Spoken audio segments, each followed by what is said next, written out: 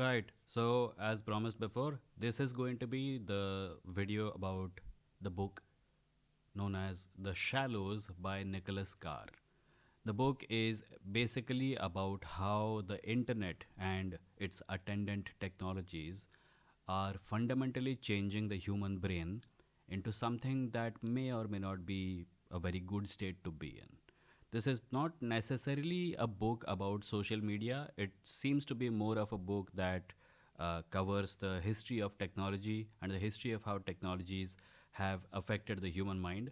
But I have only gotten to about page number 80, and he's only beginning to get into the core of the book. So, up until now, what I have understood to be the point of the book is that this is the book, by the way. It says how the internet is changing the way we think, read, and remember.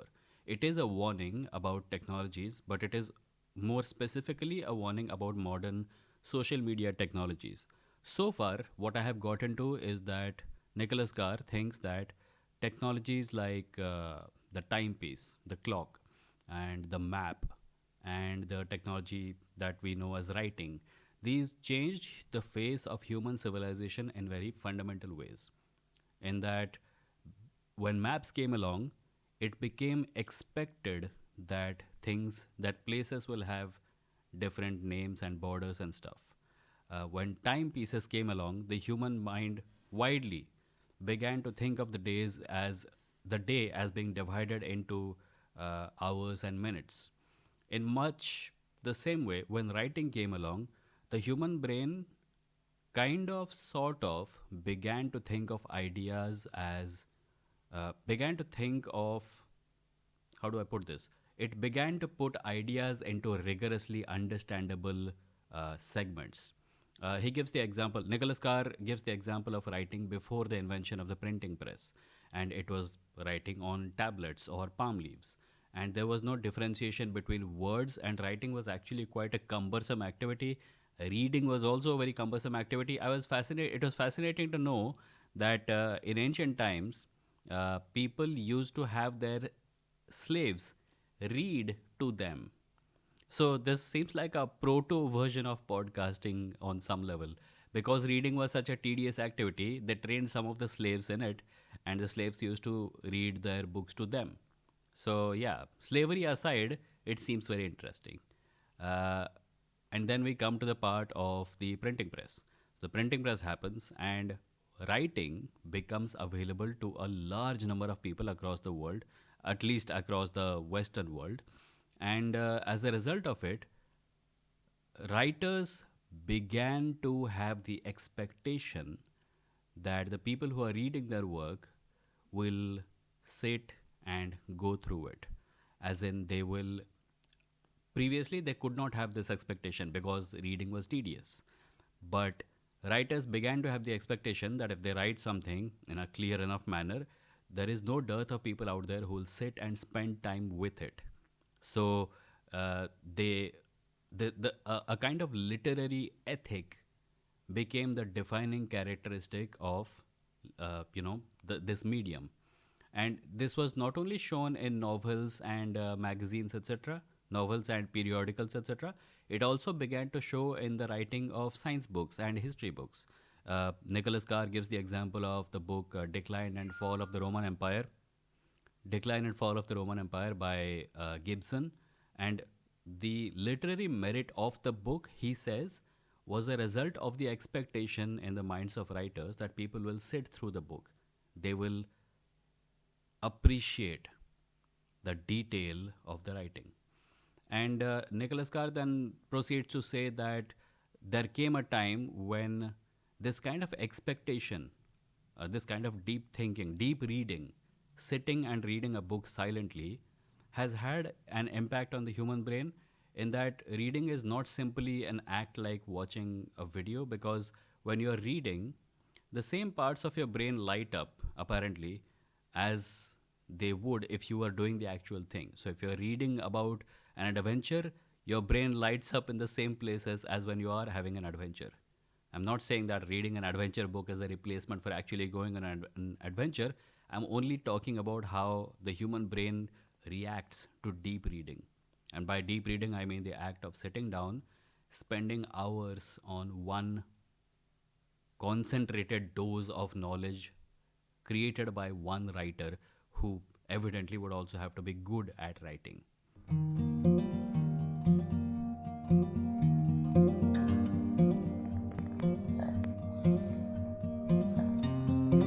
सो जा बाबू सो जा सो जा I have gotten to page number 105 of The Shallows by Nicholas Carr, and the part that I am on right now, or the parts that I've covered so far, are about how when the shape of media changed, how when text on the web got interlinked, the nature of reading itself changed. People were no longer spending hours and hours on a piece of prose uninterrupted.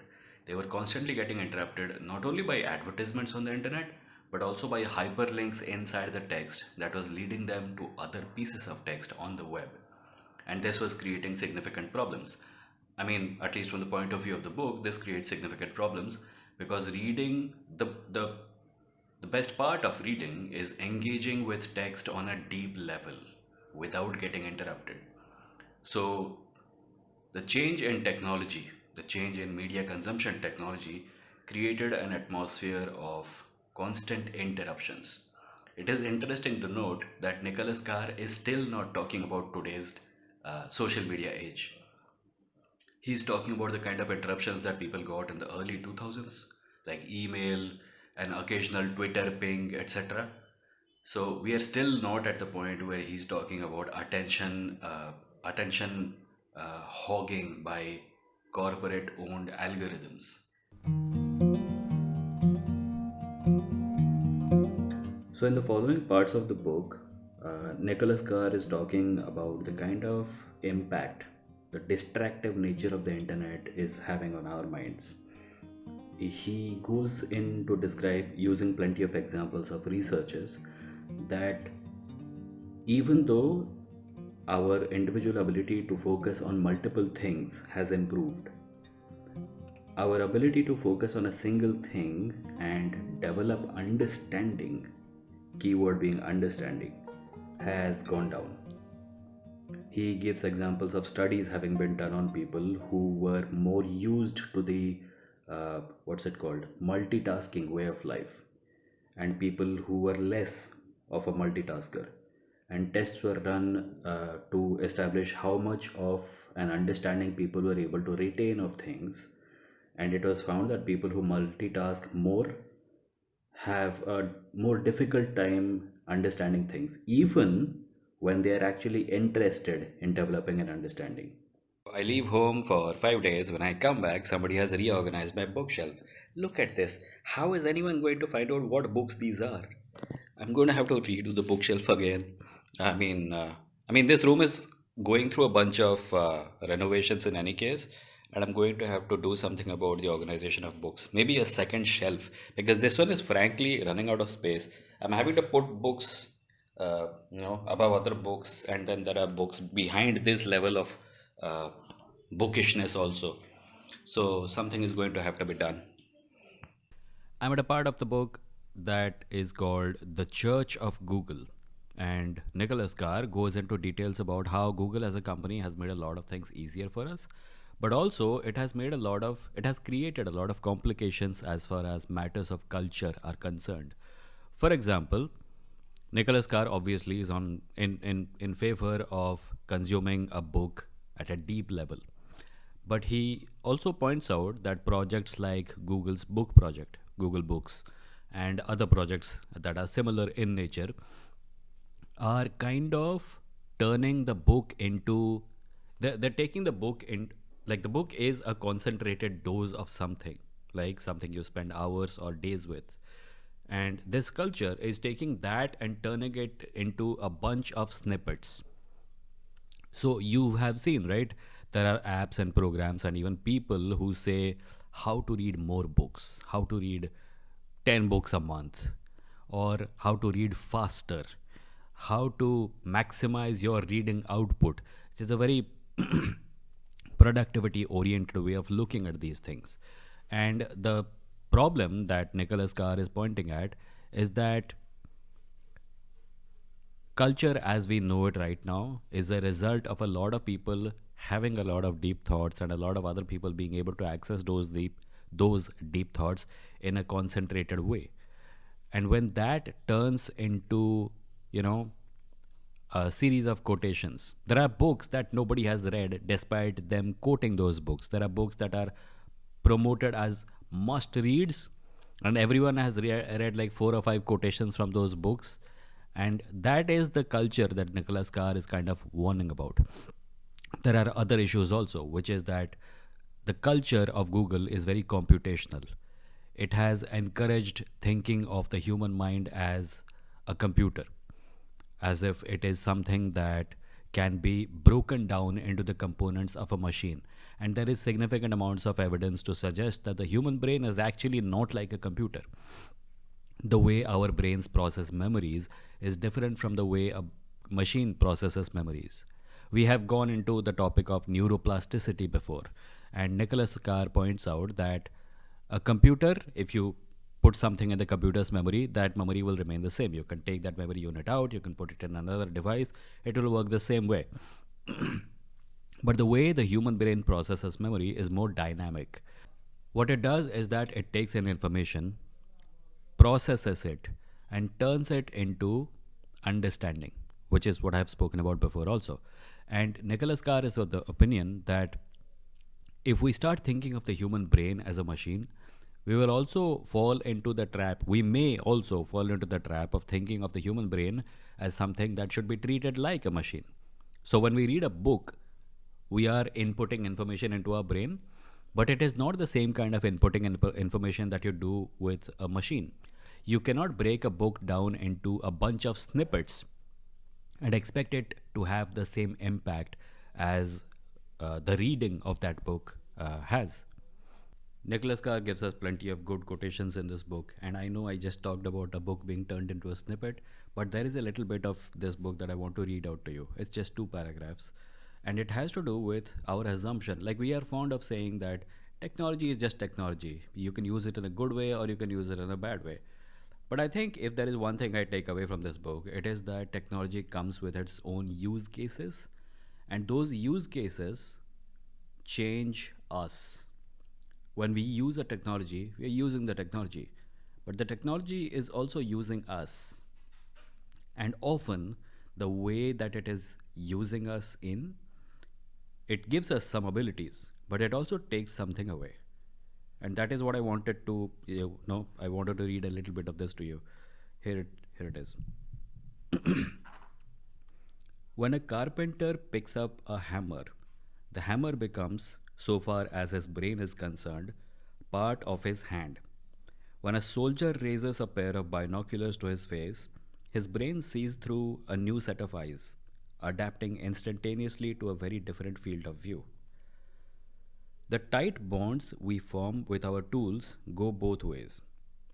Even as our technologies become extensions of ourselves, we become extensions of our technologies. When the carpenter takes his hammer into his hand, he can use that hand to do only what a hammer can do.